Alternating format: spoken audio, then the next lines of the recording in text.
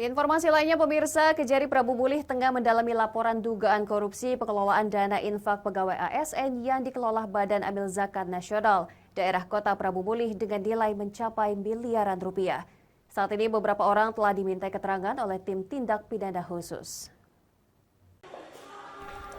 Kepala Kejaksaan Negeri Kota Prabu Mulih, Roy Riyadi, mengaku pihaknya melakukan penyelidikan dan telah memeriksa pengurus Badan Amil Zakat Nasional Daerah Kota Prabu Mulih terkait pengelolaan dana infak yang dipotong dari gaji pegawai, mulai puluhan ribu hingga ratusan ribu rupiah per bulan.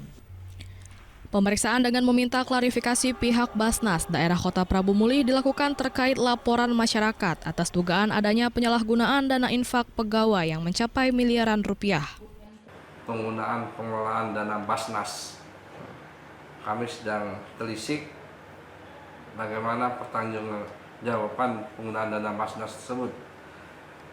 Anggota saya lagi melakukan klarifikasi, ya kan, tidak bisa saya sampaikan karena ini masih sifatnya klarifikasi ini proses di penyelidikan, ya kan, masih klarifikasi.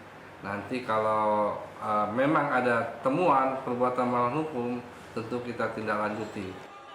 Program Bedah Rumah Badan Amil Zakat Nasional Daerah Kota Prabu Mulih bekerjasama dengan pemerintah daerah dimulai tahun 2016 hingga tahun 2023 dan berhasil membangun rumah tak layak huni bagi keluarga miskin mencapai ribuan unit.